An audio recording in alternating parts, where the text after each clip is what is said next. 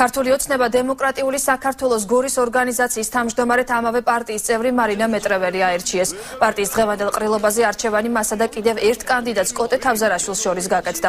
ყრილობამდე რამდენიმე წუთით ადრე მცირე ინციდენტიც მოხდა. კონფერენციაზე შესვლას რამდენიმე ადამიანი უშედეგო ცდილობდა, რამაც კონფერენციის მონაწილეებთან სიტყვიერი დაპირისპირება გამოიწვია.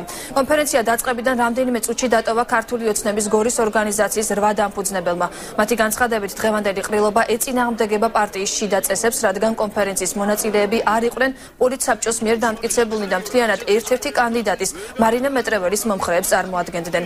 პარტიის ახლადარჩეული თავმჯდომარე მარინა მეტრეველი კი ოპონენტების ბრალდებას უსაფუძვლოს უწოდებს და აცხადებს, რომ კონფერენცია პარტიის წესდების სრული დაცვით ჩატარდა და დაპირისპირებულ მხარეს საკუთარი კანდიდატურის დაყენება შეეძლო.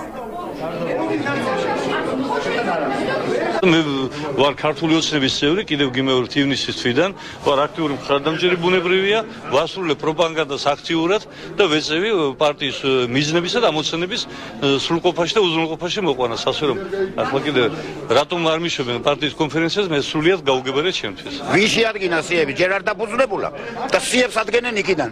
ხალხს როდესაც ესე იგი თვითონ იმათ ოცნების ხალხმა უნდა აირჩიოს თავმჯდომარეს, პოლიცსაბჭოს და ყველაფერი.